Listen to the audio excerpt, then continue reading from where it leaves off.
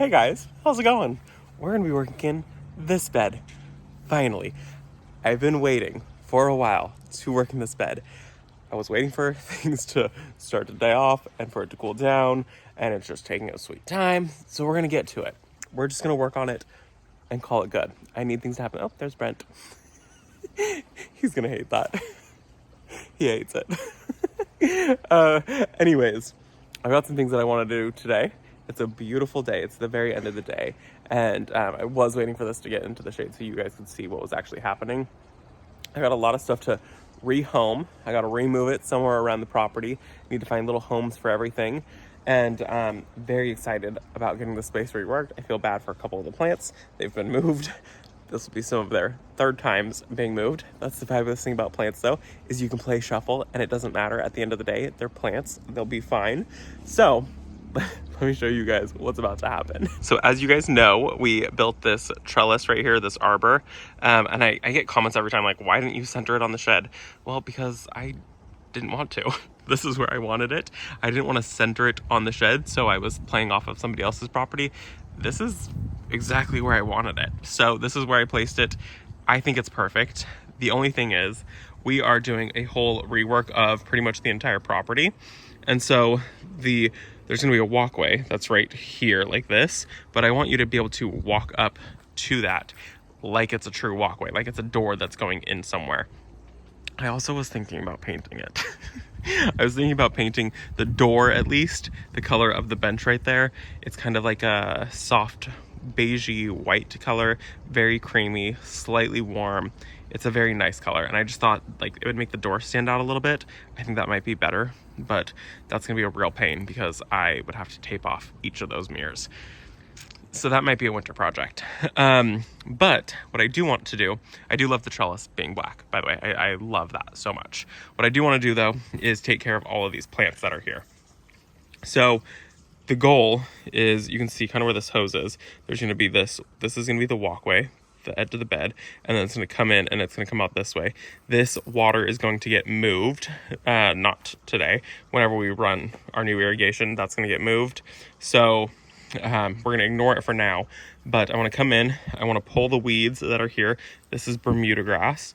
I need to move this hydrangea. This is I think it's little lime hydrangea. Need to move that. And then I need to move this choke berry, which I love choke berry. This is the first one on the property and I've had it for a couple years now. Look at these gorgeous berries. Aren't those so beautiful? And then it's starting to get its fall color. I was waiting because I thought it would get its fall color a little sooner. It didn't, but eventually this thing is gonna just turn like a whole like vibrant red. It's gonna be that color, the entire thing, all of its foliar growth. It's really a beautiful plant and it's a native, which is really cool.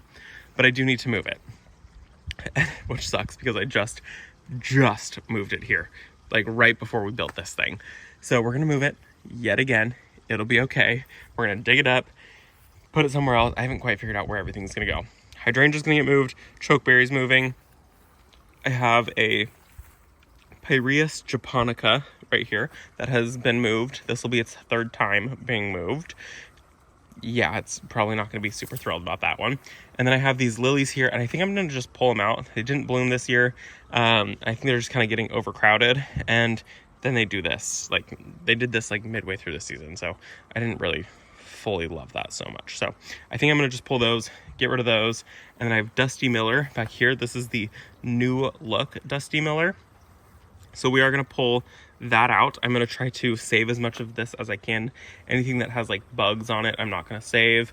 But I love Dusty Miller a lot. And then I have Creeping Fig growing up the sides of this. And the plan is to get this to just be green with Creeping Fig. So once I get all of those pulled, then eventually I'll come in with metal edging from Edgerite, and it'll come up here and it'll go that way, and it'll come this way and it'll go that way, and then this will be a walkway to the door. So we're gonna quickly pull these plants out, and I'm going to just set them aside for now, and then I'll show you guys how it looks, and then we will figure out together where I want everything to go, because I don't know where I want it to go. Before we get started, do you guys want to see something really funny? So Halloween just happened, and this is Freya's favorite new toy. this is her new chew toy. She stole a Halloween decoration and she carries this thing everywhere with her. She loves this. Come here. Do you want your mouse, your rat? There you go. Isn't that ridiculous? That is her favorite toy. We throw the rat now. She's crazy, but it makes her happy, so that's fine. Anyways, let's get to digging. This will be satisfying. See, that's how she just holds the thing. Just holds it in her paws by the tail.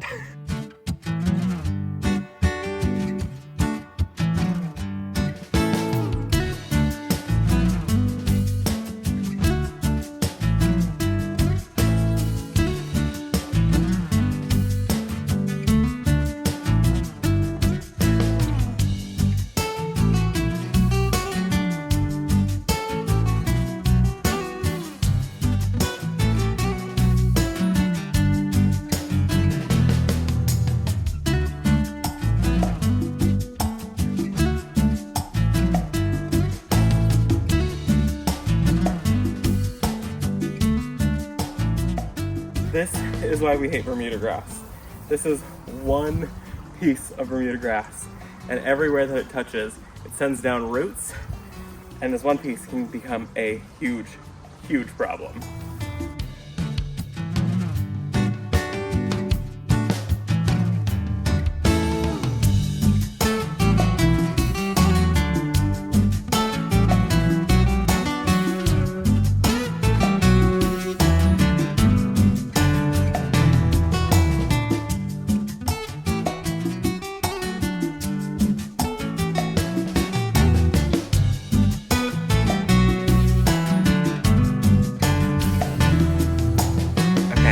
Take a minute before I start finishing removing all of the Bermuda grass, and we're going to transplant these so they're not out of holes, out of ground for too long. The longer the roots are exposed to air, the worse they will be. What I am going to do is basically come in and cut this hydrangea in half. So we're going to get rid of all the scrawny growth, all the little things. That way the roots don't have to sustain all of it. So we'll do that on that. The Pieris, we're going to just get planted and not worry about it. And same thing for the choke berry. I really want to see the fall color on the choke berry. And then the Pieris, the japonica, I don't know, whatever. And then also I have Copperside out because I do want to spray. I'm seeing powdery mildew on some plants right here. So I want to take care of 1, 2, 3. See how powdery they are? It's not great.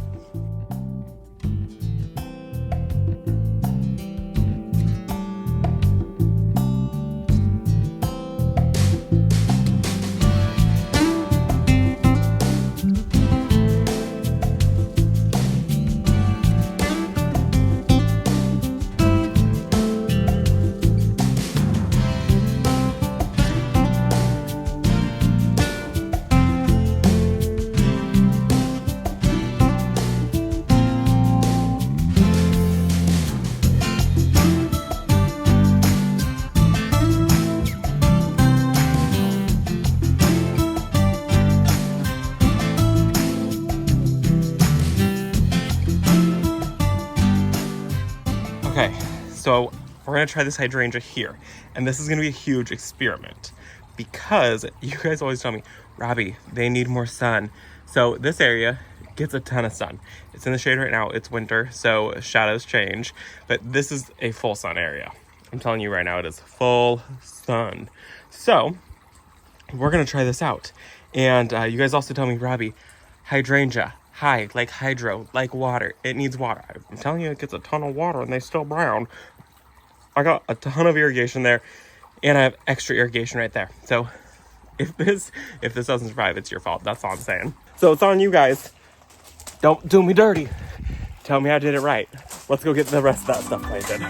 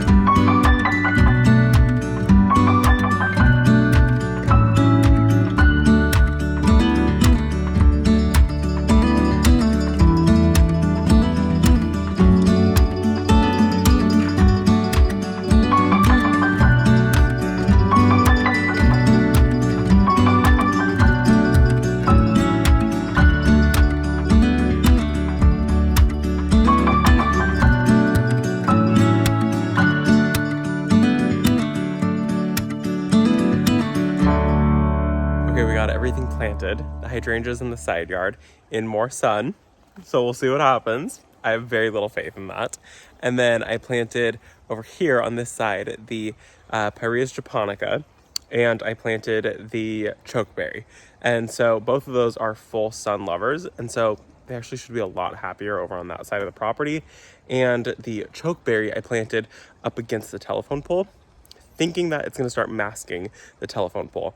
So we got a quote when we first moved here to see if we could get rid of it, because there's a power line that runs to it, and the power doesn't go to anything at all. There's not even a meter on there. There's just the box for the meter, but there's no actual meter. So we had a quote to get it removed. We had to call our energy company, which is called PG&E. We called them, and they're like, yeah, if you guys want it removed, it's going to be like $3,000 to get it removed. I was like, there's a lot of other things I would rather spend $3,000 on. So the power pole stays. I guess whoever owned the property well before us had it installed, and so it is owned by us, meaning we are responsible for it, not the power company. If it was the one off the property, which is where most power poles are, they're not on your actual property. It's not our responsibility. It's PG&E's property. It's PG&E's responsibility. This one was paid for and put in, so therefore it is our responsibility. So it stays. So we're leaving it, and we're just trying to mask it. I did paint like half of it up to where the fence line is, and that kind of helped made it disappear a decent amount. I mean, you can see it like disappears, but then it's like stark. It is a bright, and there was no way I could paint all the way up. I probably could have gotten to like here, but then it just would have looked dumb. So we just made it so it like caps with the fence, and then it kind of looks like maybe it's on the neighbor's property. And my thought is if I can get this plant, the chokeberry, to grow up, and I'm really far away because I don't want to go stand in the sun, I should probably move my drill. Holy cow, forgot about that. Let's move the drill. Anyways, yeah, my goal is to get it so it hides the power pole just a little bit. So now this area, total blank slate. What I do need to come in do is finish the weed removal, which needs to come all the way up to here. So all of this needs to get removed. And I need to get rid of the irrigation that's right there. So I don't need any of that. So what needs to happen is I need to cap this line and tie it back in, and I need to cap it on this side and tie it back in, so that way there's no water right here. I don't want any water right there. There's no reason for it. Oh, I just scratched my face and I have dirt all over my hands. Oh gosh. Okay. I need to remove the weeds that are here, and I need to go from, I think it's about there. I need to come all the way over and start removing this. And I also need to get rid of some of this Japanese anemone. So I need to go to about there and get rid of that. The creeping figs stay, so they can continue to just grow up the trellis. And we'll move the irrigation. I think what I'm gonna do is just start on some of this here, and we will save this and do this possibly tomorrow. I think that would be a good tomorrow project, is to cut all of the Japanese anemones back and pull out the ones that I don't want anymore, which are these ones. I really don't even want them. So we'll pull them out, cut it back, finish the weeds, and then I think I have something that I want to plant right here, and it's going to be good. So let's work on a little bit of pulling weeds, and then we will call it a day. I will have Brent do the irrigation. Actually, I need to spray. I pulled it out so I remembered, and I keep forgetting. Let's spray and then work on weeds.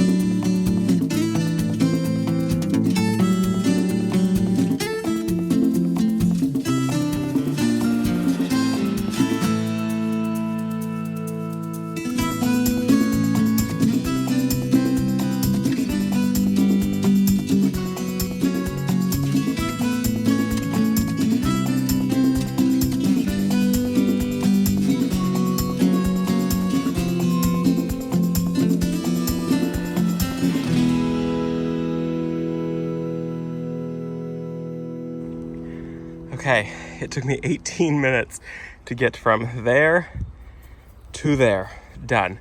But I got it done, and it looks so clean. It's so nice to have a sharp edge all along this.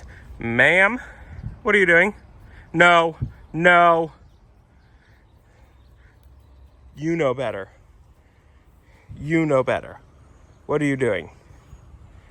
Okay, it looks good to have a nice sharp edge all along this here. Very pleased. So that means this bed is done all the way up to here. And all I have left to do is this section from here to here. And this entire bed is done because all of that is done and it has a nice sharp edge. Don't look at that. But it is nice clean edge and there's no like weeds popping in there. Meaning that once I finish this section here, right, from about there to there, I can go ahead and start putting my metal edging in, which is going to make it so this stuff stops growing into the bed and it'll be a lot better. So I will still deal with pieces popping up randomly in this bed, and that's to be expected. I am still dealing with them popping up back there because I just cleared all of that, but it is way better. I do plan to hang the Dusty Miller to dry. I might take a couple of them and cut the whole tops of them off because the roots look really good. So I think I might come in and hack these to about here and just plant these and see if I can get them to overwinter in the ground with a couple of them. We'll see. I think in this bed back here would be really, really pretty. A nice little pop of silver. So I think I'm going to do that, but I'm going to do it off camera because my phone's about to die. I'm at 1%. So this is where I say goodbye. I hope that you guys enjoyed the video. I am very pleased with it.